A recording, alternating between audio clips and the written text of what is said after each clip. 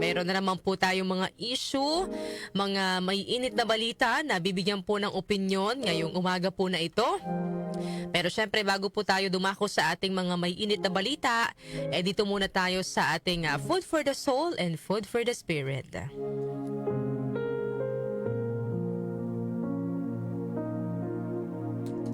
Isang professor ng psychology na nagtuturo ng stress management ang pumasok sa kanyang klase na may hawak na isang basong tubig. Inaasahan ng mga estudyante niya na tatanungin sila ng kanilang professor ng sikat na tanong na half full or half empty. Pero iba ang tinanong ng professor. Itinaas nito ang basong may lamang tubig at nagtanong.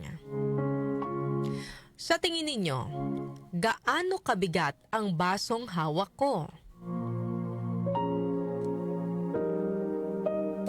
Isang estudyante naman ang sumagot ng 8 ounce or 12 ounce.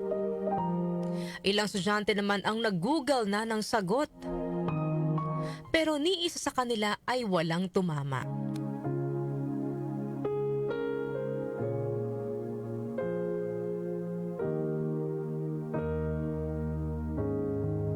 Nagsalita po ang professor.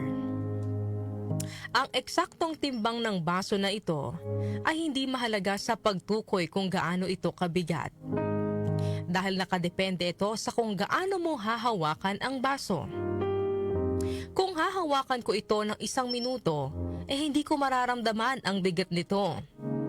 Pero kung hahawakan ko ito ng 1 oras o higit pa, ay mamamanhid o sasakit ang braso ko hanggang sa mapipilitan na akong bitawan nito. Hindi iyon sa dami o konti ng tubig, kundi sa tagal na hawak mo ang baso.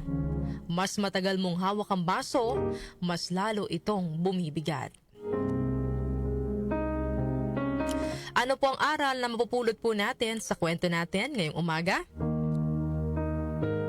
Maihahalin tulad po natin ang baso ng tubig sa mga problema.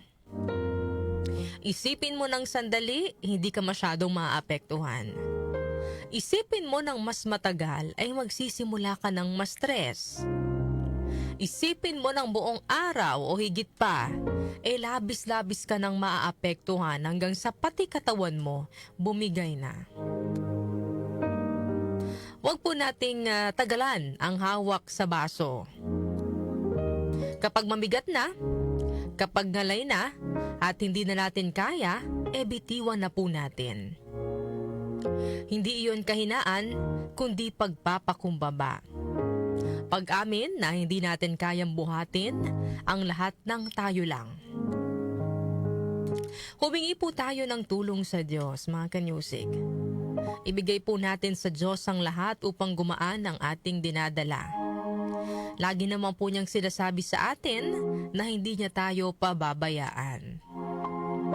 Kaya kapag nabibigatan ka na sa iyong pinapasan, mga problema, takot at alalahanin, tandaan niyo po mga kanyusik na hindi mo ito kailangang buhatin mag-isa.